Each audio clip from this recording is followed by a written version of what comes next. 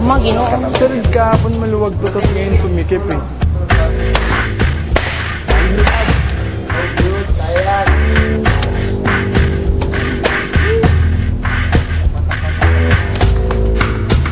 Ayan na. Huwag kayo ganyan! Nagsunog na, oh! Nagsunog na! Ayun na.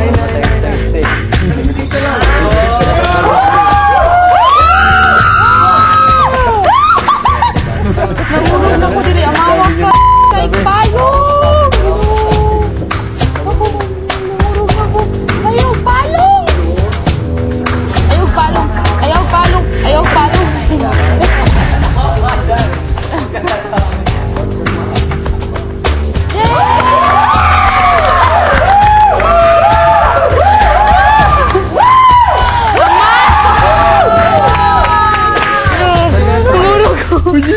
Okay, Beauty, for a job well done, you got 5 merits.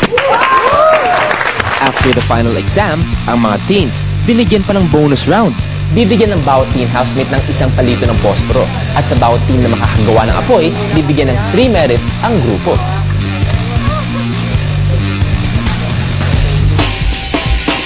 Okay na.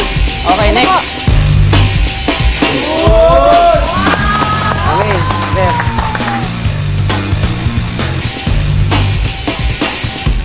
Okay, sir. Okay, housemate.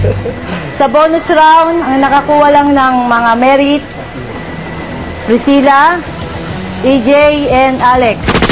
53 merits. Yung the rest na hindi nakakuha, at least nag-try kayo at may binigay din kayong effort doon, kaya lang hindi talaga nag-apoy. So, palakpakan nyo din yung sarili. Sa pagtatapos ng final exam, nagpaalam na rin ang mga nagturo sa teens. Nakakita ko sa inyo yung effort nyo. Naging matured kayo. Oo, naging matured kayo. So, siguro para sa akin, di ko kayo makakalimutan.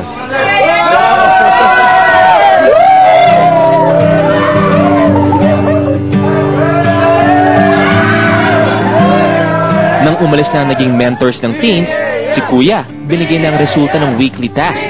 Housemates, nakita ko ang inyong pagsisikap at ang inyong disiplina na ipinakita sa pagsasagawa ng bawat task na hinihingi mula sa inyo. Nakakuha kayo ng 176 merits sa buong linggong ito.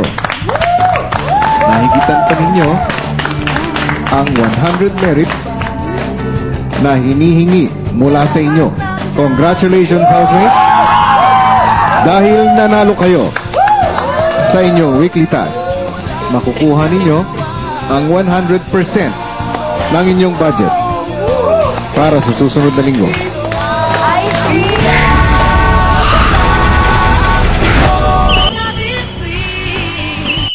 Noong nakaraang Sabado, nakilala natin ang 4 na finalists ng Pinoy Gym Academy Season 2 na nangarap mula sa ibang bansa. At ngayong gabi, kilalanin natin ang 4 na kababaihang patutunayan na may patutunguhan ang mga pinaglalaban nilang pangarap.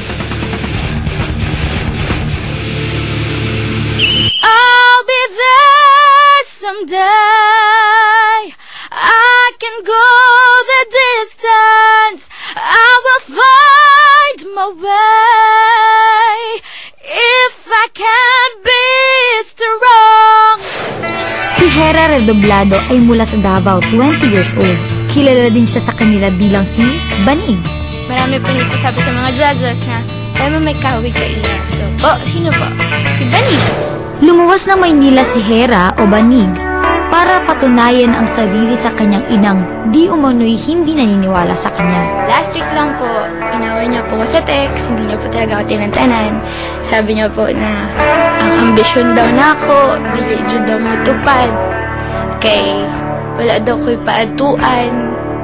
Anak ng dating seaman si Hera, pangatlo at nag-iisang babae sa 4 na magkakapatid. Naghihirap ang kanyang pamilya. Giginhawa na sana silang muli, pero di natuloy ang kuya niya na magsiman. May tumawag po na PDA. Kaya sabi ko, Lord, ready na po ako.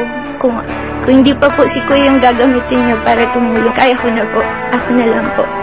Ako constant friend is he.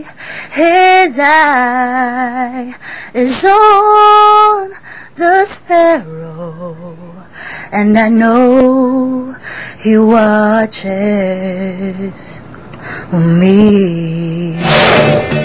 Ipinanganak si Rain sa Amerika, lumaki sa Bataan, bumalik sa Amerika para mag-high school, at mula noong college hanggang ngayong 23 years old na siya, sa Baguio na siya naninirahan at nagtatrabaho. Nasa college na siya nang mapabilang sa mga nanalo sa isang talent search. Pero kinailangang tumigil ni Rain sa pagkanta. Nangako kasi ang kanyang ina sa yumaong asawa na matatapos ang anak sa pag-aaral. That was her promise to him before he died. Okay. And natakot siya na kapag pinurso ko yung pagkanta ko, hindi namin mafulfill yung gusto ng papa ko. Nakuha ni Rain ang kanyang diploma. Natapos niya ang AB Mass Communication sa St. Louis University sa Baguio. Napagbigyan na raw niya ang kanyang mga magulang. Kaya ngayon, sarili naman niya ang kanyang pagbibigyan. Patutunayan niya na kaya niyang bumalik sa pagkanta. Wala man daw kasiguraduhan, ang mahalaga, itinuloy niya ang pagtupad sa kanyang pangarap. I'm proud that at least napatunayan ko na nagawa ko. Kaysa yung tatanda ko, hindi ko nagawa. You are my light, you're the lamp upon my feet. All the time, my Lord, I need you there. You are my life. I cannot live alone. Let me stay by your guiding love. 22 years old sila Arnie, tubong Sultan Kudarat, pero 15 taon pa lang siya na makipagsapalaran sa Maynila. Mula noon, isang beses pa lang siya nakakauwi sa Mindanao. Student assistant sila Arnie sa Philippine Women's University. Kumukuha ng kursong education. Pinag-aral niya ang sarili. Isinasabay ang pag-aaral sa pagkanta sa mga hotel. Nag-aalinlangan pa noon dahil pakiramdam niya hindi siya bagay sa mga lugar na kinakantahan niya. Nagsumikap sila Arnie at unti-unting pinakita na kaya niyang makipagsabayan. Pangarap niyang balang araw, sa muling pagbabalik sa Sultan Kudarat, hindi lang diploma ang bitbit niya. Aside from makagraduate ako, syempre gusto ko ipagmalaki ako ng magulang ko, ng mga relatives ko, ng mga kaibigan ko doon, lahat na doon taga Sultan Kudarat. Kung maibibigay ko lang sinasabi mo, di na sana tayo nagkakaganito. Pasensya ka na kung hanggang dito lang muna tayo. 22 years old at mula sa Antipolo si Karen. Sanay siya na tumayo sa sarili niyang mga paa. Maaga kasi siyang naulila ng kanyang ina, samantalang di naman niya kilala ang kanyang ama. Maagang nagbanat ng buto si Karen. Nung 17 years old pa lang siya, pumasok na siya sa isang call center, kaya naman napabayaan niya ang kanyang hilig sa musika. Nung nagkaroon na ng Pinoy Dream Academy, sobrang parang bumalik lahat na na-inspire ako ulit. Nagsimula ulit ako na mag-write ng songs. Naging daan nga ang Pinoy Dream Academy para muling mabuhayan si Karen sa pagkanta. Youngster talaga. Pati sa YouTube, youngster. Kasi nakikita ko yung sarili ko sa kanya nung age niya noon, 17 siya, 18. Nakakatuwang isipin na ang taong nagbibigay ng suporta sa akin noon, pinakikilala ko ngayon bilang finalist ng Pinoy Dream Academy Season 2. Katabi ko yung parents ni Yang nung last expulsion nila.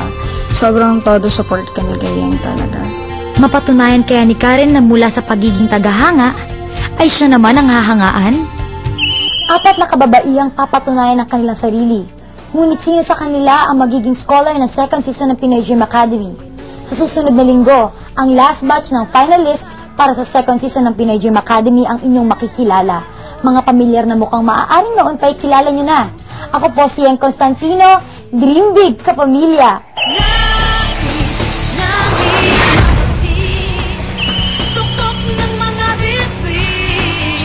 Nominado regalo. Sino ang gusto mong iligtas sa eviction? Boto mo ang magsasabi kung mananatili sa bahay ni Kuya si Beauty, Nicole, Priscilla. To vote, text BB space name of housemate and send to the following numbers. For online voting, log on to www.pinoybigbrother.com. Plus, available na rin ang text voting sa ating mga kapamilya sa UAE. Ang gusto ni Big Brother, ikaw ang magdidesisyon.